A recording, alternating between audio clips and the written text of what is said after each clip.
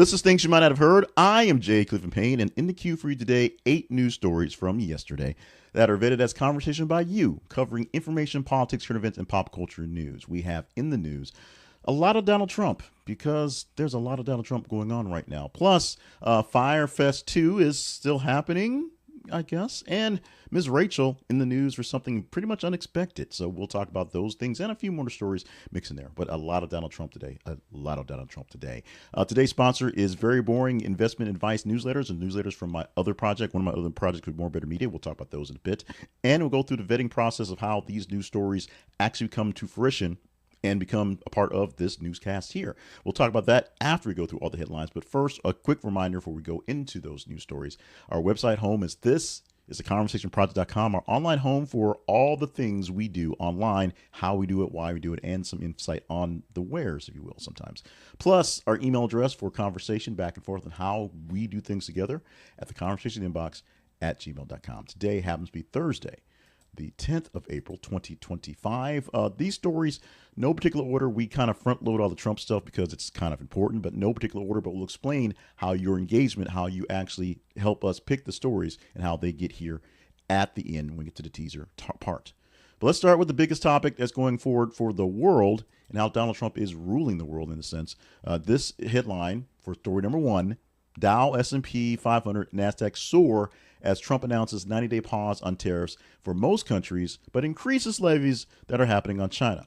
And just as the headline said, yesterday, while most of his surrogates were out there touting his plan to make these tariffs great, even greater again, Trump put a pause. Donald Trump put a pause on the tariffs for 90 days, suspending the increase that was supposed to go into place today for all the tariffs around the world. The only other exception, the only one exception pretty much, other than Russia not getting any in the first place, is China actually got 125% instead of 104% because they retaliated with 84% tariffs. I'm not even sure if we actually had a chance to actually report that or not.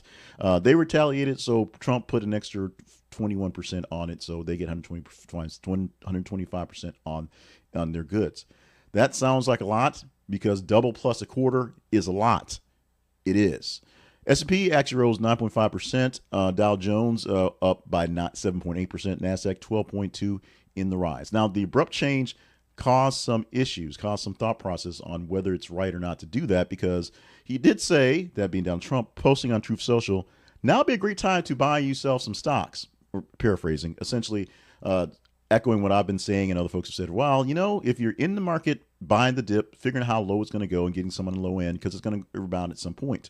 And then he removed the tariffs and it rebounded pretty quickly that day. So people who were trying to make money yesterday, like the investors who didn't buy the shorts, got lost in their shorts. The people who actually just bought a couple things a few hours before Trump changed his mind made a lot of money. A couple $1 trillion was made yesterday. And now they've been a big loss for 4 whole days. So the whole comeback is not back. I looked at my numbers for what I have in my investments, my personal investments, and they were up slightly, but not up by where they were when they started dropping. They're significantly lower, and futures right now are a bit lower as well because no one really knows what's happening along these things. We do know that tariffs are going against the United States for 84%, against China for 125%. Everybody else, even the penguins, gets a 10% across the board, but the big ones are paused for about 90 days. Negotiations are underfoot. The Trump administration has halted $1 billion federal funding going to Cornell University and about $790 million going to Northwestern University. These frozen funds are dealing with investigation to alleged civil rights violations related to anti-Semitism on their campuses. Now, the administration actions are based on Title IV, the Civil Rights Act, which prohibits federal funding to institutions that enable discrimination. And here they're focusing on anti-Semitism. Essentially, to put it in plain language so it's not being coded, most of the things that dealt with all of the protests about Gaza, or about specifically Israel's in Gaza, coming from last year. That's where we're looking at. That is essentially what's going on. Cornell faced criticism after a 2003 incident where a student threatened violence against Jewish individuals, and Northwestern's President Michael Schultz was scrutinized for handling the pro-Palestinian protests and his campus and engaging with students in the protests, essentially having conversations with the students. Cornell reported receiving about 75 stop work orders from the Department of Defense. affecting research progress in national defense, cybersecurity, and health. Northwestern emphasized that the funding supports their research, including developments like the world's smallest pacemaker and Alzheimer's disease studies. Now, here's where things get interesting because you are punishing the people who are doing bad things, which you should be. But you're punishing people doing bad things when they're actually doing good things for the greater good of the people. And we go back to the free speech, freedom of expression, all those things right there. Some of the protesters, some people speaking, and we're hearing this from some of the rules for people on visas, some of those people actually don't have the rights we think they do. They don't have the blanket free speech, the free expression that we think we do, that we have as citizens. So there's an issue. If you are a person that's on a visa from someplace and you're actually working to destroy us for the other nation, then yeah, you should have issues and you should go home. But the generalization of what's going on is where things get a little bit wonky, a little bit lost in the mix. What are we going to do about this? Well, Trump's going to not pay people till they stop being anti-Semitic, although there are people who seem to have some of those anti-Semitic thought processes in his actual cabinet. That's a hot take that I'm not taking away. We'll see what happens with universities, and it will still be the next batches, because they keep having more batches, that will see these sort of retaliations, because it is about retribution. Oh, yeah, it is about retribution, as story number 3 has, with Trump ordering investigations into 2 former officials who defied him. Big thing happening yesterday, it started. Now, he's been pushing back and holding off against a lot of people in a lot of places, particularly 2 people who are big names that were doing things against him directly, Miles Taylor and Christopher Krebs. Now, for Miles Taylor, he served as chief of staff of the Department of Homeland Security during Trump's first term. In 2018, he had a pseudonym called Anonymous, not all that creative, but he wrote an op-ed in the New York Times that said, "I am part of the resistance inside the Trump administration." And when it was announced that he was him, Trump criticized both the actual writing and, of course, Taylor himself for, being who he was. The memorandum actually revokes Taylor's security clearance and orders a formal investigation into his activities. So whatever he was doing right now, he can't do it at all, plus the investigation into bigger things. Christopher Krebs is an interesting part in this as well. Director of Cybersecurity and Infrastructure Security Agency at the CISA within the Department of Homeland Security. He played a key role in overseeing the security of the 2020 presidential election. Krebs publicly refuted the claims of widespread voter fraud, asserting the election was very much secure. Trump dismissed this, of course, saying that he won when he didn't because of fraud, which there wasn't. And Krebs was there to say, nope, this was one of the best ones ever. We did a good job. The winner is Joe Biden. Recent memorandum accuses Krebs of weaponizing his position and orders the investigation of his conduct during his time and during the election period. The actions are part of President Trump's broader pattern of targeting individuals, i.e. retributions, and he perceives, and entities he perceives as adversaries. Yes, I butchered that, but it is retribution. Critics argue that such moves raise concerns about the politicization of the Justice Department and potential infringements on civil liberties. Now, of course, Pam Bondi was asked the other day about her testimony during her confirmation, saying that she would follow the law. She would not be beholden to any one person or any sort of swing in those ways. Right now, she is beholden to people who are swinging in various ways. One guy in particular. Let's wrap up this first half. We'll get to a pause in just a moment. But a check in with Kristi Noem, as she and Department of Homeland Security right now are going to begin monitoring immigrant social media accounts specifically for anti-Semitism. That is what they're saying. And this came down yesterday as it's announced that the U.S. Citizens and Immigration Services, or USCIS, will begin screening social media activity of immigrants and visa applicants for anti-Semitic content. Not just bad content in general, but specifically things that are anti-Semitic. The policy applies to individuals seeking permanent residency, student visas, and those affiliated with educational institutions linked to anti-Semitic activities. Department of Homeland Security is stated that engaging in anti-Semitic behavior, including social media posts and harassment of Jewish individuals, may result in denial of immigration benefits. The Assistant Secretary for Public Affairs at DHS, Tricia McLaughlin, has emphasized that, quote, "There's no room in the United States or the rest of the world for terrorism sympathizers, and we are under no obligations to admit them or let them stay here."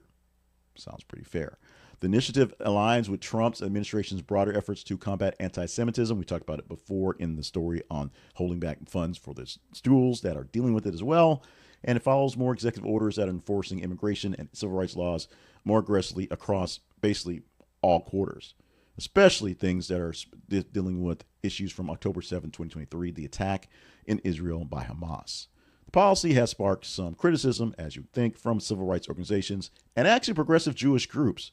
The Nexus Project has stated that treating anti-Semitism as an imported problem does not fight anti-Semitism, using politically malleable language like terrorist sympathy to put this across. Similarly, the Foundation for Individual Rights and Expression, Fyre, of course, expressed concerns about the policy infringing on free speech rights, stating that it trades American confidence and commitment to free speech to open discourse for fear and silence. It's something we say often. You trade in fear for security. And in this case, we're trading in making sure we can lock up people that are potential threats while not having everyone there having their freedom to speak and be expressive. Freedom of speech is given to us as citizens through the Constitution, through our founding documents. However, I also bring up the fact that our founding documents made me 3/5 of a person owned by somebody else with no right to do anything. So let's put that into consideration going forward. Let's move on to a pause. We'll move on to news stories in just a moment, but we're pausing for a second to ask you for a bit of a favor. We need some help. We need a lot of help. We are in a bit of a lull. Now let me explain this. I'll go a little long this one. Unfortunately, I'm going to. We are growing by extensions numbers that are very impressive in our YouTube follower rank. We're at 2,030 something subscribers, and that's been a big jump, about 4 to 5 every day for a couple days to get us past when we hit 2,000. So we're very happy to have that going forward. But we still need some things that aren't quite responding. We still need more people in the chats, in the queues, more people going back and forth, and more people sharing what we have here. So what I need from you, if you like the news articles I'm presenting here and understand what we're doing, like the video you're watching right here, whether it's on YouTube where we're watching the main numbers, or X and Facebook. X and Facebook is where we get the reviews to get into the news stories here. If you know people who would like this as well, share it with them directly so they can hopefully like it going forward. The more people that like the videos we do here, the better chance that we'll have the algorithm share it with other folks and have more people to watch and view and do more things. There's less asking for money if I can get more eyeballs on things for the YouTube ads. That's essentially what it is. If you're not getting my work directly into your feeds as it is and you do enjoy it, subscribe to it so you make sure that we are there when you want to look for it. You can hit notifications so that as we post videos, it'll pop up on your screen. We post a lot of videos, so that may be a bit much. Don't just turn it on, turn off notifications, and check us a couple times a day to see what we're talking about, and we enjoy that one. Like, share, and subscribe so we can grow our status here at the News Nerd Nation. 4 more stories to go, starting off with this one at number 5. I was trying to think, going back and forth. Stamps went up twice in the span of about a month last year. They may have went up 3 times in the span of the last year, 18 months. But stamps are going up again. Maybe. Proposals on the floor to raise the cost of a first-class stamp to 78 cents. I can remember, because it wasn't that long ago, 20, 30 years ago, stamps being only about 25 cents or so. And the first time they came out with the forever stamps, that way if you bought a stamp and you didn't use it before the turn went over, it could still be worth the normal postage. In the past, you had to go buy more postage to cover your stamps. But here's a chance for the now $73 stamp, $73 cent stamp to go up 78 cents on July 13th. Approval by the Postal Regency Board. The commission must say yes, it's good. But right now, it's going to basically happen. But basically, product prices are going up approximately 7.4% because the price to do things are going up. The increase from 73 to 78 is significant because, like I said, it wasn't that long ago that it was much less. Also going forward with the additional ounces for single piece letters on top of that stamp price of 78 cents will go up from 28 to 29 cents. Ramming this, I'm so sorry with that one. But the big thing is the U.S. Postal Service is trying to get itself stable financially because it needs to exist. As antiquated as it seems, stuff going to the mail without paying the extra prices for a UPS or for an Amazon and their delivery system is important. The freedom to drop a letter in the mail and get it to somebody is a good thing, and making sure that our postal service, even if it's more or less a standout of just something of the past, that's something we did well, is there. There's a 10-year plan called Delivering for America that will basically help fund the efforts, fix the efforts, rebrand the efforts going forward. Now, Donald Trump and the administration would like to just privatize it, essentially make UPS do it all. We'll see what happens in that going forward. And, maybe it might be better. But leaving away that eagle on the side of the thing and the mailman with his big socks walking down the street and putting letters in people's mailboxes is something that would be a miss. We'll see what happens going forward and if they can make up the money or make up the prestige, since that's lost as well. This is a picture of Rachel Griffin Accurso, which, of course, you may know and your kids will love as Miss Rachel, the YouTuber who teaches our kids all great things. Now, she is under investigation or being threatened in federal investigation for saying kids deserve food and water. Now, the headline is a bit of a swerve, a bit of a clickbait thing, and I admit that. That was what I got from the actual from the site. The site I sourced for it was the blog, and the internet didn't want to change it because they thought it was clickbait enough. But the popular creator of Songs for Littles is facing some scrutiny from a group called Stop Anti-Semitism. Yes, Miss Rachel is being targeted for anti-Semitism as well. The organization is urging Pam Bondi to investigate whether Miss Rachel is disseminating Hamas-aligned propaganda, potentially violating the Foreign Agents Registration Act. Now, we are going nutballs over the Iraqi Sesame Street, but now we're going nutballs over Miss Rachel shilling for Hamas. It centers around a social media post that highlights the plight of children in Gaza amid the Israeli-Hamas conflict. One post she put on Instagram stated, "No children should ever go without food or water, but right now children in Gaza are starving as all the food and water is blocked from entering," which was true. The group Stop Anti-Semitism alleges that such posts echo Hamas narratives and may involve misinformation, although the food trucks were blocked in many cases to get to Gazans. Some by Hamas, some by Israel, some by maybe other folks that we weren't even talking about. Here's the thing. Ms. Rachel defended her actions, emphasizing her concerns for all children. They should all be fed, regardless of nationality or region. She previously organized fundraisers for children in conflicts and zones across the world, advocating for peace and protection for children of all types and civilians in all places. As of now, there's no public evidence indicating that Ms. Rachel is actually receiving foreign payments for her posts, which is what they're alleging, that somebody in Hamas is giving her a little extra cheddar to talk nice about the kids who are living behind the lines in Gaza who can't eat. Our world is a crazy world, and this is a crazy thing. Now, if I'm proven wrong, I will say I'm proven wrong. But right now, we are freaking out about using Sesame Street to teach kids in these places that are hostile to us to not be hostile to us, while we're targeting someone here who's teaching our kids to be nice and be kind and learn stuff, to be nice, be kind, and learn stuff, especially to those kids because Israel is evil or something like that. Something like that. Let's go to another guy who's been investigated a whole bunch, Billy McFarland, and his Fyre Fest 2 is going to happen. Maybe. But let's talk about the permit. The permit is actually a bit lower than expected for a big, rousing festival like festival. The permit that he has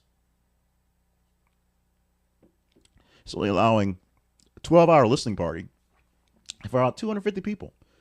Not much fire, not much festival. Of course, the original Fyre Fest in 2017, which was an S-hole type of ordeal for many folks involved, has a sequel event planned for May the 30th through June the 2nd.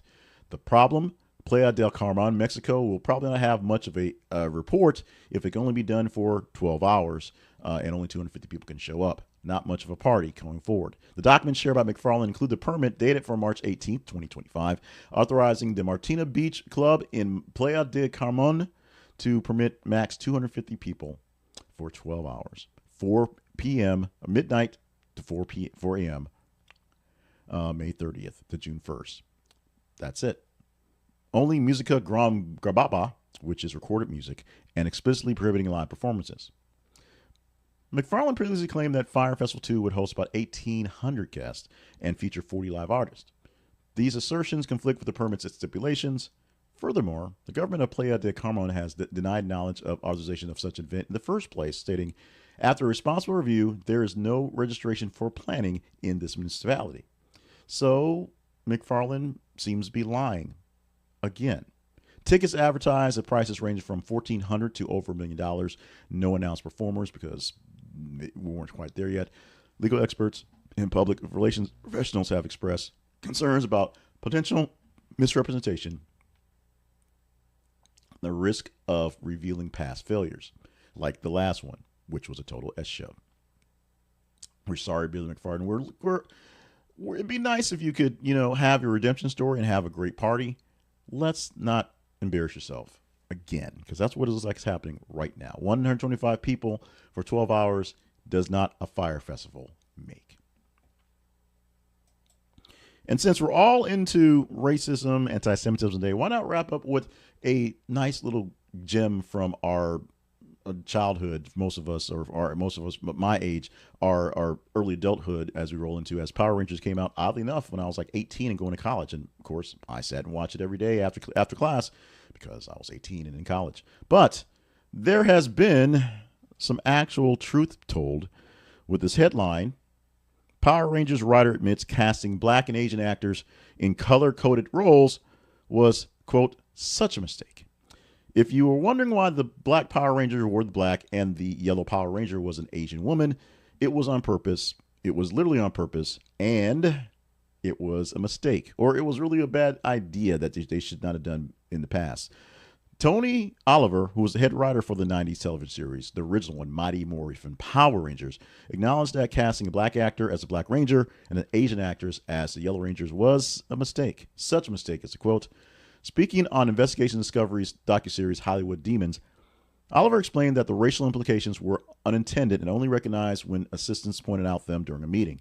Oh yeah, hey, the Black guys in the black suit and the Asian ladies in the yellow suit, will that be a problem?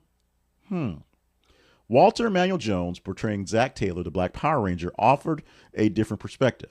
He described this role as a significant milestone and honor, emphasizing the positive impact of representing one of television's first Black superheroes. Jones stated that he never was bothered by the association and felt it was a source of pride. He was a Power Rangers. He just happened to wear the black suit because the black color was cool. Trey Trang, who played Trini Kwang, the Yellow Ranger, she was replaced by Audrey Albos after a pay dispute, and it wasn't so much about the racial stuff. There were other broader discussions about racial stuff in the time, but basically, she said she didn't get paid enough, so she was replaced by another female actress going forward. She passed away a few years back, so they can't really talk about this in this part. The original casting decisions have been critiqued for reinforcing racial stereotypes, of course, some things. Now, the Pink Ranger has traditionally been a female, so the Pink Ranger was pink. But for instance, they used using the reboot of the film Power Rangers in 2017, where the Black Rangers was played by a Chinese-Canadian actor, and the Yellow Rangers by a Mexican-American actress. Saying that they thought more about it. It just sort of turned into something of just a random person. They had needed another female. She was yellow with that one. And the Black Ranger just had to be someone in the suit. The reflection by Oliver from the past response from cast members also highlight the evolution of understanding racial representation in media and importance of mindset for casting decisions. How we think about things going forward, how we are getting better at things is what's the real point of the story, not the fact that it should have been obvious. And like I said, I watched it at 18, 19, 20 years old coming out of class from college. It should have been obvious. Now, we don't have an apology for Hip Hop Keto, which we really should get. But other than that, this thing has been moved forward-ish. That's 8 stories done for the day. And now that we've got those stories, it's time to move forward and start off with our teaser story, our teaser section, where we explain to you how the stories get into the feed, how to get into the feeds, how to get into this program here through our feeds through you. Now, the story we're teasing today is a story we have already talked about a few times, but just a reminder, they're coming. We don't want you to be surprised. 13 states expected to be buzzing with cicadas this year. We can talk about it again if you want to, and it's very simple. You go to our feeds. That's what we call our links on Facebook and X. Facebook.com/This is a Conversation Project and X.com/TH_conversation. And every 50 minutes or so, that's how the stories get there. We post news articles for every 50 minutes or so inside of those feeds. And as you check your feeds for YouTube and or Facebook and X for what your family's doing, what the Congress is doing, what my Senator Tom Cotton is doing, he doesn't want anybody to see, You can also see what we're doing as well, and you can engage in those stories to give us the numbers to go forward. The higher the engagement we get on these stories, the more you touch the stories, literally, with your emoji clicks, your likes, your hates, your shares, your views, everything you do to engage in it gets a better chance of talking about it a little bit later, just like that. So it's that simple. We will take for tomorrow, for Friday, stories from about midnight today, this morning, until about 3 a.m. tomorrow morning. Those will be about 30 or so stories. Pull the top half of those, 15, 16 of those based on your engagement. Pull 8 stories from there and give them to you in this digest. Now, when we talk about cicadas again, because we have talked about cicadas, we've teased them, we've talked about them. We just want to remind you because they are just always an interesting topic when they're around again. Yesterday, we teased Madonna and Elton John coming back together after a feud. We're not talking about it. It did not get the buzz that I thought it would. Didn't get even close. Apparently, it's not getting the buzz that a lot of people are getting because I didn't see very much of it in the actual media feeds, anything else. It was one hit someplace in one spot that I got here. I thought maybe you guys would think it was interesting. Maybe you guys are tired of Madonna. Maybe you guys are just jonesing off of the Elton John stories about his eyesight, and that's all you care about. You care about him. This story got no love, so we're not talking about it. Go look for it if you're curious on your own. We go to our part where we talk about our sponsor today. And our sponsor today will cost you nothing at all. But it is something that will help boon some other projects under More Better Media and may help you in the markets. Now, we talked literally today, about the markets bouncing slightly after Donald Trump eased the tariffs, or actually just paused them for 90 days, but put the pedal to the metal on China. That will be not so great for our money, but if you're in a term where you want to start getting into investment because you're hearing these things, and you've never been a part of it before, or you're in it already and you're trying to figure out some things to buy that may be interesting on you, I have a newsletter. I put in a couple hours a day just scrolling through some stock prices and some stock issues because I do it for myself. And I compile a newsletter 5 days a week called 6 Stocks to Watch. And you can get that newsletter along with the weekend wrap-up of it called the Market Week That Was by going to my website, veryboringinvestmentadvice.com, and you can see it there, the website, or you can go to the link inside of this presentation directly to the Send Fox box for signing up for the landing page. Now, what you get is very simple: 6 stocks. They are more or less randomized. We go through we've actually been able to pull a very large list of all the stocks trading on the Nasdaq and trading on the New York Stock Exchange, along with some things that trade over the counter. Things pop up there, and over the course of a couple hours in the daytime, I have some time. I look at a couple things, look at what things are trending, what things are having big gains, big losses, and just look at some things that are interesting for some markets. And sometimes it's pulling things out of a hat, to be honest. Some of them are just sort of the random pick of, what's this stock? Oh, that's interesting. We'll pick this today. And we give you 6 stocks every day that goes live about 7:20 in the morning on the newsletter, the email, in your email box, and at the website, Very Boring Business Advice. Now, Very Boring Business Advice also has an article we post every Tuesday that gives you the boring business advice that we talk about. It may be on picking stocks, it may be on saving money, it may be on trying to do something to do home repairs. I'm really big in home repairs right now because we've got some homes that need repairing. So how to save money on those things, because those turn into investment vehicles on that ends. So check it out, the website for this news articles. We had a new one come out this last Tuesday on how to different ways to deal with the markets being volatile right now going forward. The biggest sponsor we have, the biggest affiliate sponsor we have for this website and for this newsletter is Robinhood. So we do have some links on some things that are there for you to click on to and buy things. But Robinhood is what we sort of use to kind of teach you how to buy your stocks on your own. Although we don't necessarily say you have to buy through Robinhood. If you buy through Robinhood through our links there, we get that affiliate commission as well. So there is a way to get a commission, but it costs you nothing to sign up for these newsletters, and you may learn something in your next investment. It may help you make some money going forward. It is very boring investment advice. Very boring investment advice. The newsletters and the website, and you can get the information on the newsletters directly in the link in this description, or go to our website, veryboringbusinessadvice.com. The Conversation Project lives online at conversationproject.com. And what you get from us is these news articles. We scour the internets for various stories of various types. Yesterday was a whole lot of Donald Trump because it was, and it just happened to be. But we look for things that are interesting, things that are diverse. I said it word on purpose. Things that get missed in the mainstream media because they're talking about the big stories. And we let you tell us what stories we need to get more hold on. So stories, smaller stories like Miss Rachel's story, which seems like a what the huh story, gets a little love because it wraps up into a lot of what we talk about today. If there was a theme for the day, it was anti-Semitism. I'm not sure why it happened that way, but it was.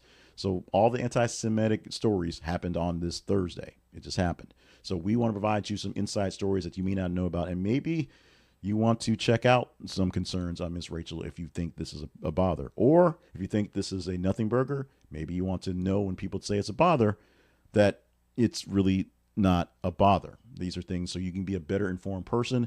This is not about controlling your mind or telling you what to think. I will tell you what I think of these things. I'll tell you what I believe the consequences for these actions will be. Most of them unintended these days, but this is a conversation. This is a dialogue. This is you telling me what stories we should talk about. That's why they're on the feeds first for us to pick for here. That works that way. Our website has more information about how we do things and why we do things and other places you can find us. Find us on TikTok as well for the hot takes and the short version of this thing every day.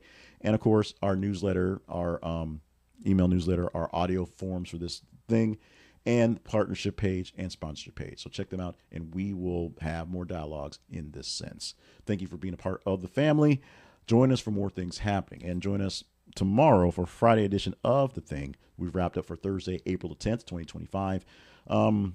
Consider being a partner. Consider being a partner because we can use the help. Once you get to know what's going on in the back end, you can see why this is such an important thing to me and why I believe the growth of it, the actual mission, is so important.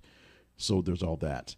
Email me if you want to talk about it. The conversation inbox, gmail.com. Email me so we can chat up what it all entails. And if you want it to be actually like a actual sponsor, and give us something that is not affiliate wise, or you know someone who wants to do that for news coverage like this, we will accept it. Follow us where you can. Join us on YouTube as a member there. We also have that along with the partnership page things go along there. With that, make sure you're staying limber and staying hydrated and staying on task for all the grand things you are here to do because you are here to do them. We need you to do this thing to run your life as a marathon and not try to turn it into a sprint. Love you. Mean it. Wrapping up the week tomorrow and getting into the weekly roundup, which is a wrap of the full week on Saturday, continuing with the news that we have for you, presented by, the world, vetted by you, presented here for things you might not have heard.